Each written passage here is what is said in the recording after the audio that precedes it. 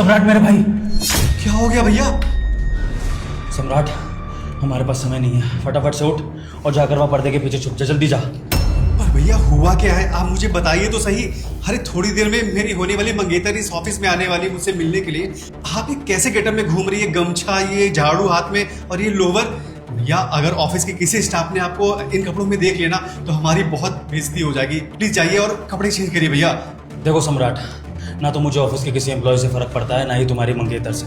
मैंने जो कहा है अपने बड़े भाई की बात मान, फटाफट से जाके पर्दे के पीछे छुप जा। तेरी मंगेतर आएगी तो उससे मैं बात कर लूंगा, लेकिन तू मुझे अब यहाँ दिखना नहीं चाहिए। अगले 2 मिनट में निकल यहाँ से।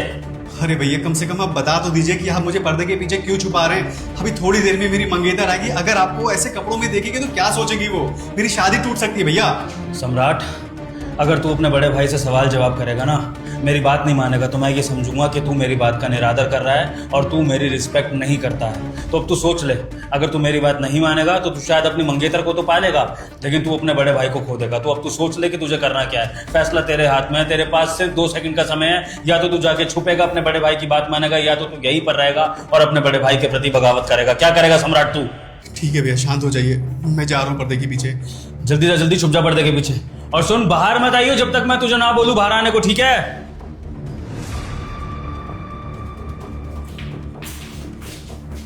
अरे भैया, आप झाड़ू क्यों लगा रहे हैं? कंचन, तुम यहाँ क्या कर रही हो? सम्राट से मिलने आई हो? हाँ, मैं सम्राट से मिलने आई थी, लेकिन सम्राट कहाँ है? कंचन, मेरा भाई तो मेरी ही तरह किसी दूसरी कंपनी में झाड़ू पोछे का काम कर रहा होगा। क्या आपका दिमाग थोड़ा खराब हो गया है क्या भैया? आप इतनी बड़ी कंपनी के मालिक हो और झाड़ू लगा रहे हो, ये कैसी बातें कर रहे हो आप? नहीं कंचन, हम दोनों भाइयों के नसीब में किसी कंपनी का मालिक बनना कहाँ है। हम तो फटीचर हैं दोनों। देखो ना, 10-10, 15-15 हज़ार रुपए के लिए एक कंपनी में मैं झाड़ू लगा रहा हूँ और एक कंपनी में मेरा छोटा भाई झाड़ू पोछा कर रहा है। What nonsense! एंगेजमेंट के टाइम पे तो आप दोनों ने कहा था कि आप लोग अमीर हो और इतनी बड़ी कंपनी के मालिक हो, फिर ये सब कुछ क्या है? वो दरअसल बात रही तुमसे एंगेजमेंट में झूठ बोलने की, तो मेरे भाई ने कहा था कि भैया कंचन से झूठ बोलना कि हम दोनों अमीर हैं। वो इसलिए कि वो तुम्हें खोना नहीं चाहता था। कल को तुम पैसों की वजह से शादी तोड़ दो तो उस बेचारे को बर्दाश्त नहीं होता सदमा। बहुत प्यार करता है ना तुमसे। लेकिन कंचन तुम चिंता मत करो, मुझे अपने भाई पर पूरा भरोसा है। आज वो गरीब है लेकिन कल वो अमीर बन जाएगा अपनी मेहनत से और तुम्हें बहुत खुश रखेगा। तुम इन बातों से इफेक्ट मत होना, ठीक है कंचन? अरे उस गरीब और फटीचर को क्या लगता है कि वो झूठ बोल के मुझसे शादी कर लेगा? एंगेजमेंट तो उसने कर ली धोखे से, लेकिन अब वो मुझसे शादी नहीं कर पाएगा, क्योंकि मैं किसी अमीर लड़के से ही शादी करूंगी, किसी गरीब से नहीं। कंचन ठीक है, हो गई गलती, अब क्या करें। मेरा भाई तुमसे प्यार करता है, वो तुम्हें नहीं खोना चाहता था, लेकिन तुम पैसे वाली बात को लेकर इतना क्यों हाइपर हो रही हो? ठीक है ना, पैसा आज नहीं है कल आ जाएगा। और देखो कंचन, पैसा हाथ की मैल होता है, आता है चला जाता है, लेकिन अच्छा जीवन साथी जिंदगी में एक ही बार मिलता है, बार बार नहीं मिलता है। और मेरा भाई सम्राट तुम्हें जिंदगी भर खुश रखेगा, इस बात की गारंटी मैं तुम्हें दे रहा हूँ। तुम उस पर भरोसा करके तो देखो, तुम दोनों साथ में बहुत खुश रहोगे। पैसे की बात रही ना, मैं उसका बड़ा भाई हूँ, तुम दोनों की खुशियों की जिम्मेदारी मेरी भी है। कुछ पैसा मैं भी लाके कमाऊंगा और मैं भी तुम दोनों की गृहस्थी को खुशहाल करने की कोशिश करूंगा। तुम मौका तो दो मेरे भाई को। आप मुझे ना ज्ञान मत दीजिए। और क्या कह रहे हैं कि पैसा आता जाता रहता है? अरे पैसा आने के लिए कुछ होना तो चाहिए, बिजनेस तो होना चाहिए। ये झाड़ू पोछा लगाने वाले लोगों के घर में पैसा नहीं आता, सिर्फ और सिर्फ गरीबी आती है। देखो कंचन, साफ सीधी बात है, अब मंगनी हो चुकी है, शादी होनी बाकी है और पैसों के चक्कर में ये शादी टूटेगी नहीं। तुम्हें शादी करनी पड़ेगी, बात खत्म। और ऐसे कोई शादी बच्चों का खेल नहीं है जिसको हम तोड़ दे फिक्स करने के बाद। तो शादी तो होकर रहेगी। मैं तुम्हें आश्वासन दे रहा हूँ कि पैसा कमाएगा मेरा भाई, लेकिन तुम्हें भी हम पर भरोसा करना होगा। हम भी तुम पे भरोसा कर रहे हैं ना। और एक बात ना आप कान खोल के सुन लीजिए, मुझे ना जबरदस्ती फोर्स मत करिए। मैं आपके उस गरीब भाई से शादी नहीं करने वाली। उसकी शक्ल देखिए, नाली का कीड़ा लगता है वो, मुझे डिजर्व नहीं करता। वो तो उसने मुझे बोला था कि वो पैसे वाला है, इसलिए मैं उससे शादी करने के लिए तैयार हुई थी, वरना उसके जैसे ना मेरे पीछे 36 घूमते हैं। कंचन, तुम मुझे उल्टा सीधा बोल लो, लेकिन तुम मेरे भाई के लिए बिल्कुल भी अपने मुंह से अपशब्द मत निकालना। और तुम मेरे भाई के लिए ऐसे विचार रखती हो? मेरा भाई तुमसे दिल से प्यार करता है, उसने तुमसे शक्ल देख के प्यार नहीं किया और तुम उसकी शक्ल पर उल्टा सीधा बोल रही हो। कंचन, मैं अपने भाई के खिलाफ एक शब्द भी नहीं सुनूंगा और तुम्हें ये शादी भी करनी पड़ेगी। ये मैं तुम्हें तुम्हारे होने वाले जेठ होने के नाते हुक्म दे रहा हूँ कि तुम इस शादी को नहीं तोड़ोगी, समझ में आ गई? अबे तेरा भाई क्या, मैं तो तेरे खिलाफ भी उल्टा बोलूंगी, तुझसे भी तू तड़ाक करके बात करूंगी। तुम दोनों गरीब यही डिजर्व करते हो। और मेरी एक बात ना कान खोल के सुन ले, ये मुझे ना घूर के मत देख। तेरे इस घूरने से मैं शादी के लिए हाँ नहीं बोल दूंगी। मैं किसी पैसे वाले से शादी करूंगी, तुम जैसे गरीबों के खानदान में मैं बहू बन के कभी नहीं आऊंगी। हे भगवान, कितनी कितनी बदतमीज और असंस्कारी लड़की है। तुम्हारे माँ बाप ने तुम्हें यही सिखाया है? जिस घर में तुम बहू बनने जा रही हो वहां के होने वाले जेठ को तुम तू तड़ाके से बात कर रही हो। बहुत बदतमीजी कर रही हो कंचन, बहुत ज्यादा। पछताओगी अपनी जिंदगी में अगर बड़ों का सम्मान नहीं करोगी तो। देखो कंचन, तुम्हें ये शादी किसी भी हाल में करनी पड़ेगी। दोनों परिवारों की इज्जत की बात है और इज्जत मिट्टी में नहीं मिलनी चाहिए। तो तुम शादी करोगी और मैं ये शादी करवा कर रहूंगा। अगर मैं सम्राट का बड़ा भाई हूं ना तो मैं ये शादी जरूर करवाऊंगा, वरना मैं अपना नाम बदल दूंगा कंचन। अगर तूने एक बार और मुझे फोर्स करने की कोशिश की तो मैं पुलिस को बुलाऊंगी और उनको ये बोलूंगी कि तूने मुझे इस कंपनी में छेड़ने की कोशिश करी है। कंचन, मुझे ये धमकियों से डराने की जरूरत नहीं है। तुम मेरे भाई से शादी करोगी और अगर तुमने ये शादी तोड़ने की कोशिश करी कंचन तो मैं तुम्हें वार्निंग दे रहा हूँ, तुम बहुत ज्यादा पछताओगी। तुम्हारा इतना नुकसान हो जाएगा कि जिंदगी भर तुम्हें आज के इस दिन का पछतावा होगा। इसलिए कह रहा हूँ कंचन, अपने डिसीजन को बदलो और इस शादी के लिए हाँ करो। तुम करोगी मेरे भाई से शादी? लगता तुझे समझ नहीं आएगा। पुलिस को कॉल करके मुझे झूठा इल्जाम लगवाना ही पड़ेगा तुझ पे। रुक तू अभी। चलो शुक्र है भगवान का, तुम्हारी जैसी लड़की से छुटकारा मिला हमारे पूरे खानदान को और स्पेशली मेरे भाई को, कि उसे अब तुम्हारी जैसी कुलक्षणी बीवी नहीं मिलेगी। तेरा भाई बच गया। अरे बच तो मैं गई तुम जैसे गरीबों के चंगुल में फंसने से, वरना मैं भी चूल्हे पर रोटियां सेक रही होती अभी। गरीबों?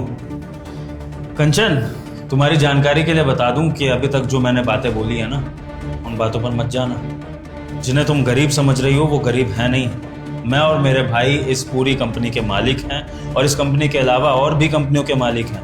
प्रॉपर्टी, बैंक बैलेंस सब कुछ है हमारे पास और इतना है कि हम आने वाली पीढ़ियों को भी खिला सकते हैं बैठाकर, समझी? तो हमें अंडर एस्टिमेट करने की कोशिश मत करना। तुमने शादी के लिए ना करके अपना बहुत बड़ा नुकसान करा है, ये तुम्हें पता लग जाएगा। तू गरीब के साथ साथ झूठा भी है। तू ये सब कुछ इसलिए बोल रहा है ना ताकि मैं तेरे उस फटीचर भाई से शादी कर लूं, लेकिन तुझे बहुत बड़ी गलतफहमी है। मैं तेरे उस गरीब फटीचर भाई से कभी शादी नहीं करूंगी। सही कह रहे हैं भैया।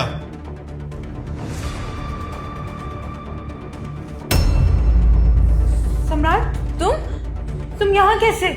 तुम्हारे भाई ने तो बोला था कि तुम झाड़ू पोछा करने गए हो। झूठ बोल रहे थे भैया, लेकिन अब जो कह रहे हैं सही कह रहे हैं। हम लोग इस कंपनी के मालिक हैं और ऐसे एक कंपनियां नहीं है हमारे पास, कई सारी कंपनियां जिसको हम दोनों भाई ऑन करते हैं। मालिक है इस कंपनी के, समझ में आई बात? और ये जो झाड़ू पोछे की बात कर रहे थे ना भैया, कि एक कंपनी में हम लोग झाड़ू का काम करते हैं, पोछा लगाते हैं, ये सब झूठ था।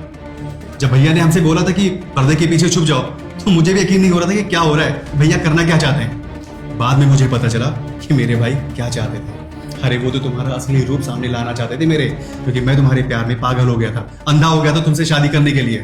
लेकिन पर्दे के पीछे खड़े होकर के मैंने सब कुछ तुम्हारी बातें सुनी कि तुम मेरे बारे में क्या क्या सोचती हो। तुम गोल्ड डिगर हो, सिर्फ और सिर्फ मेरे पैसों से प्यार करती हो। सम्राट, कैसी बातें कर रहे हो तुम? तुम्हें तो पता ही है कि मैं कितनी बड़ी मजाकिया हूँ। मैं सिर्फ मजाक करी थी भैया से, और क्या। तुम ना चुपचाप शादी की डेट निकलवाओ। लेकिन मैं मजाक के मूड में नहीं हूँ। तुमने जो कुछ भी मेरे भाई के साथ अभी किया है ना, मेरे भाई को उल्टा सीधा बोला है, नीचे खड़ा होकर के जब मैं सुन रहा था मेरा पारा हाई हो गया। मन तो कहता कि तुमको एक चाटा मारो खींच के, लेकिन मेरे संस्कार ऐसे नहीं है कि मैं एक औरत के ऊपर हाथ उठाऊं। तुम चुपचाप खड़ी रहो, मुझे अपने भाई से बात करने दो। भैया, आपको कैसे पता चला कि ये लड़की ऐसी है? बताता हूँ भाई। संयोग से जब एक दिन मैं कोई मीटिंग के लिए जा रहा था तो मुझे हमारे घर की होने वाली बहू रास्ते में दिखी किसी कैब वाले से लड़ते हुए। मुझे लगा कि मुझे बीच में जाना चाहिए, कोई बात ना हो गई हो। लेकिन जब मैं इनके निकट आया तो मुझे पता लगा कि गलती तो हमारी होने वाली बहू की है, क्योंकि हमारी होने वाली बहू कैब वाले को दिन दहाड़े धमकी दे रही है, उसका कॉलर पकड़ रही है और कह रही है कि उस पर झूठा इल्ज़ाम लगा के उसको जेल भिजवा देगी। और किस बात पे? मात्र 100-200 रुपए के लिए। वो बेचारे ने अगर 100-200 रुपए एक्स्ट्रा मांगे होंगे, या चलो मैं कहता हूँ कि उसकी गलती भी होगी, तो बहू को 100-200 रुपए दे के बात वहीं खत्म कर देनी चाहिए थी। लेकिन नहीं, हमारी होने वाली बहू वहां पर अपने परिवार के संस्कार दिखा रही है उससे लड़के। सोचो, अच्छे घर की बहू एक कैब ड्राइवर का कॉलर पकड़ रही है तो क्या सोचेंगे लोग? तो बस मुझे तभी से कुछ अंदाज़ा होने लगा कि हमारी होने वाली बहू का स्वभाव होगा कैसा। अगर इस 100-200 रुपए के पीछे किसी को जेल भिजवाने की धमकी दे सकती है, झूठा इल्ज़ाम लगाने की बात कर सकती है, तो कल को उसके हाथ में करोड़ों की तिजोरी की चाबी आ जाए तो ये क्या कर बैठेगी। कल को उसका मन कर गया एल्यूमिनी लेने का तो ये तो हम लोगों को जेल में भिजवा देगी झूठा इल्ज़ाम लगा के। इसलिए मैंने इसको यहाँ बुलाकर अपने आप का ये गेटअप लेके तुम्हें पर्दे के पीछे भेज के इसका टेस्ट लेने की सोची कि ये तुमसे प्यार करती है या पैसों से, जो कि मेरा शक बिल्कुल सही निकला। ये सिर्फ पैसों की सगी है और किसी की नहीं। तो मेरे भाई, अगर तूने इससे शादी कर ली तो समझ ले तेरा जीवन बर्बाद है, कोई तुझे बर्बाद होने से नहीं रोक पाएगा। सम्राट, जो हो उसे भूल जाओ, गलती सबसे होती है। मैं तुमसे प्यार करती हूँ, पैसे से प्यार नहीं करती। पैसा तो आता जाता रहता है, हम दोनों मिलके कमा लेंगे। प्लीज तुम शादी मत तोड़ना, एंगेजमेंट हो गई है हमारी, अब जल्दी से शादी भी कर लेते हैं। तुम मुझे भूल जाओ और तुम्हारे लिए अच्छा ये होगा कि यहाँ से चली जाओ, दफा हो यहाँ से। सम्राट प्लीज। तुम जा रही हो या सिक्योरिटी गार्ड को बुलाओ? Get out.